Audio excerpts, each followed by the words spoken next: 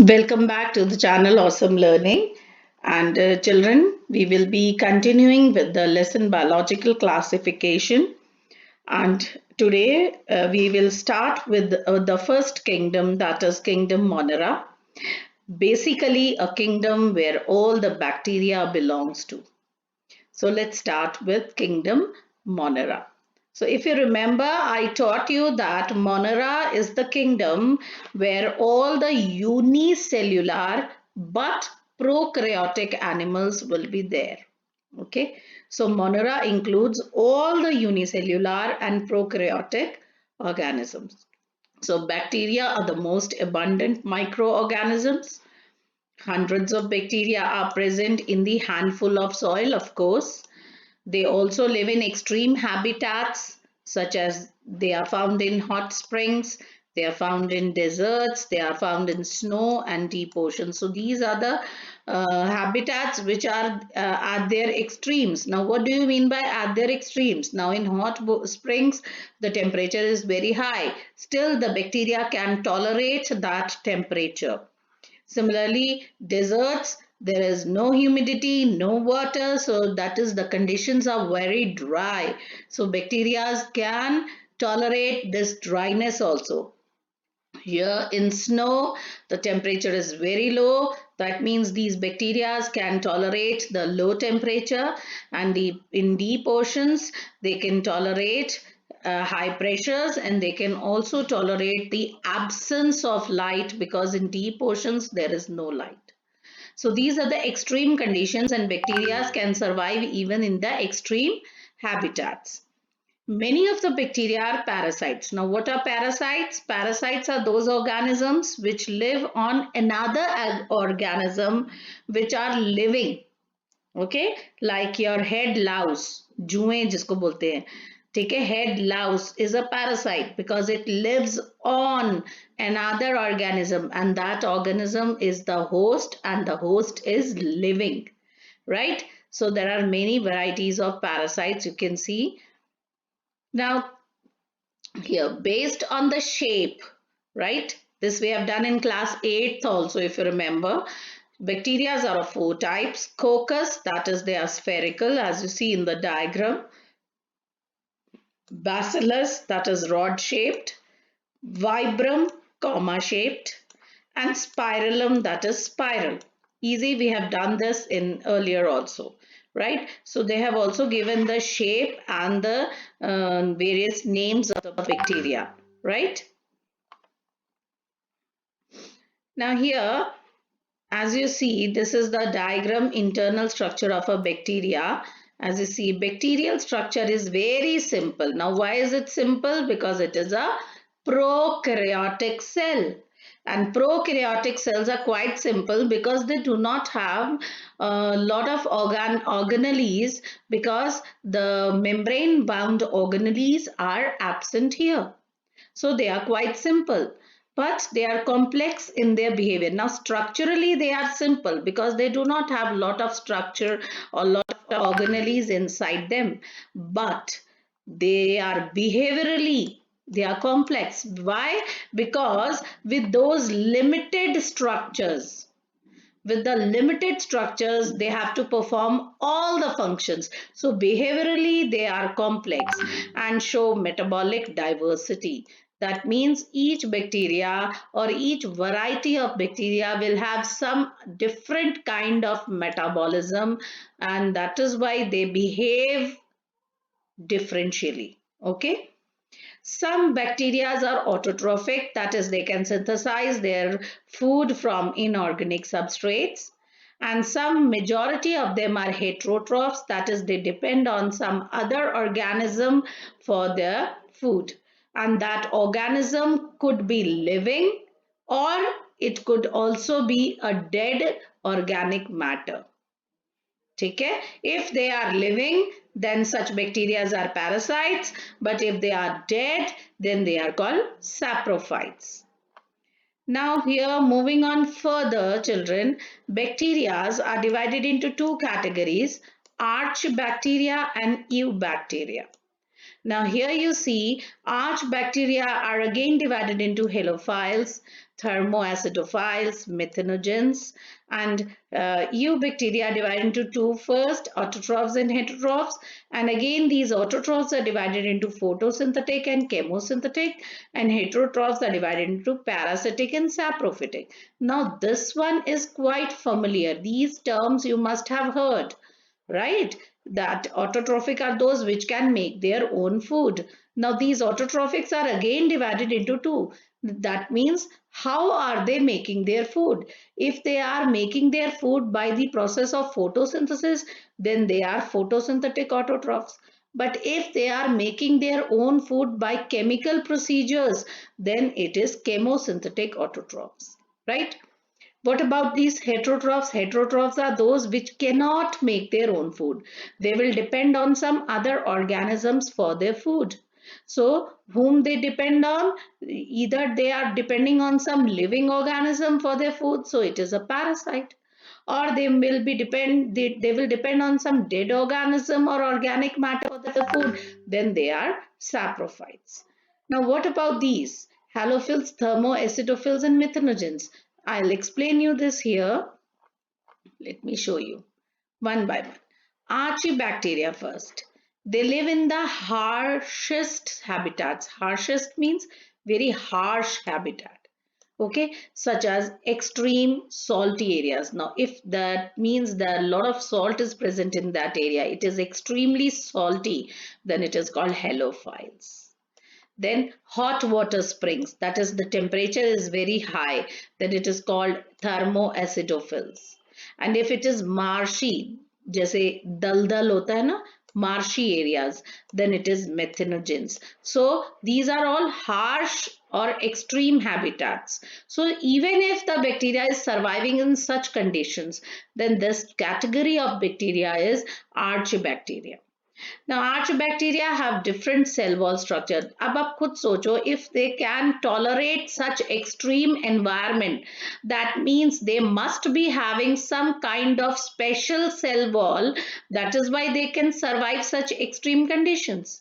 So, they have different cell wall structure for survival in extreme conditions. Methanogens are present in the guts of ruminant animals. We have done this in previous junior classes. You know, ruminant animals are those animals which are cattle, actually, the cows, the buffaloes, and they totally depend upon plants or the grass they eat, right? They are herbivorous animals. So they are called ruminant animals. So these methanogens are present in the gut of the ruminant animals.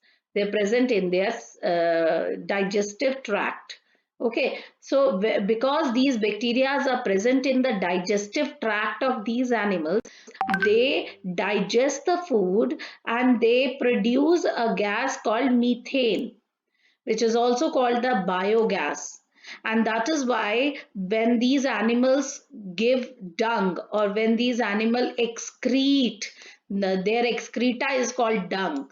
So what we do is we collect this dung in a pit, okay, and then we get what we call it as gobar gas or biogas, which is actually methane.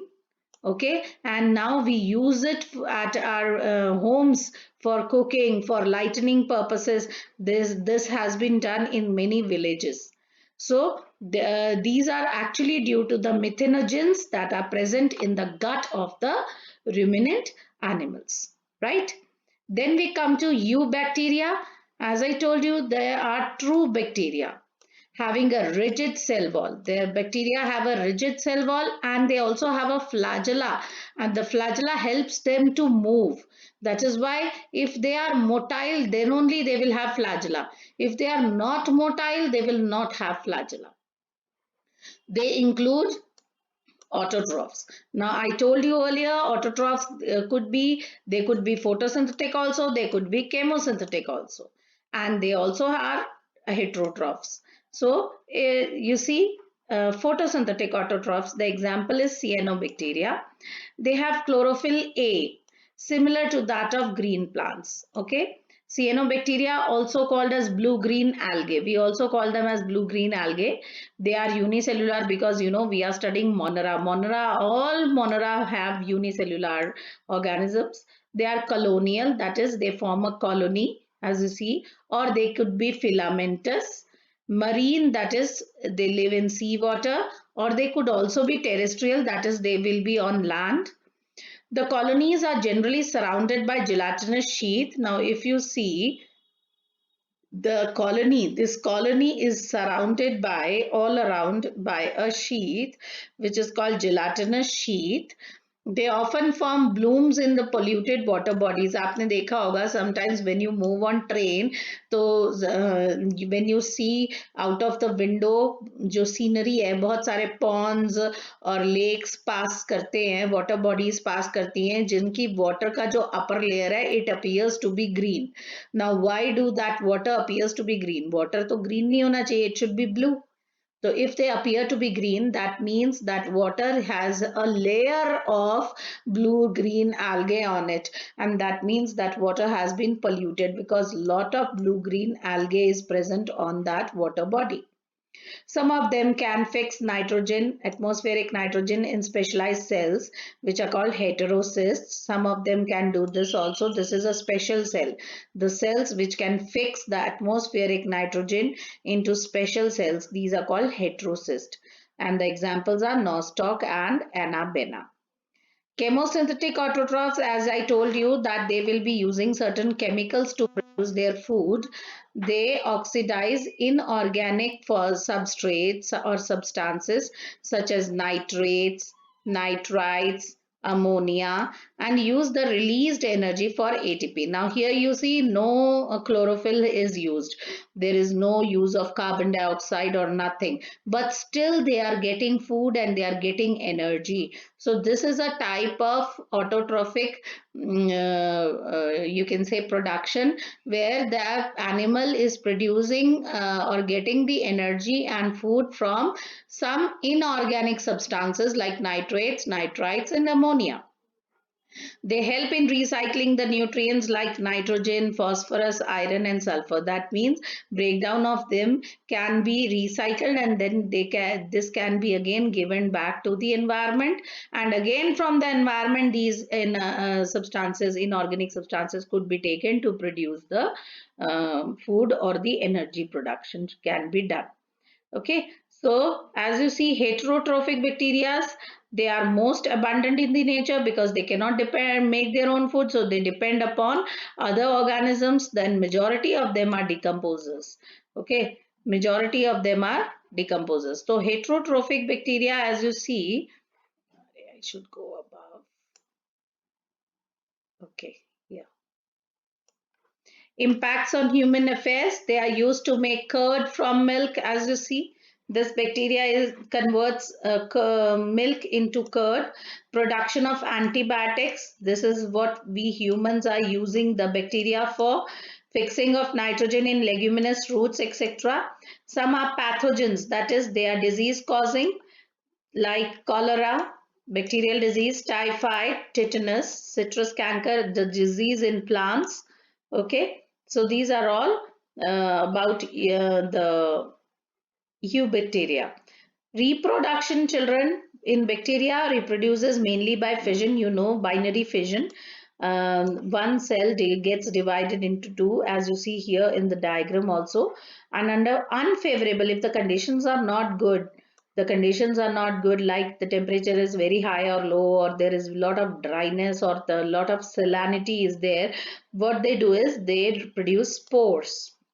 And when the favorable conditions returns back, they get burst out and the spores fall. Wherever the spore will fall, a new bacteria or a new organism will be formed. They also reproduce by a sort of sexual reproduction. You can say a sort of sexual reproduction. Here the DNA transfer from one bacterium to the another is done. We will do this elaborately in your next class. That is in class 12. Okay. next topics we will be doing. I don't want the video to be very long, so we will be continuing with this in the next. Only one topic is left, so let me complete this also. So, mycoplasmas, what are mycoplasmas? They are organisms without cell wall. So these are the organisms without cell wall. They are the smallest living cell known. If somebody asks you name the living cell which is the smallest of all cells, then it is mycoplasma. They can survive without oxygen. Many are pathogenic in animals and plants. That's it.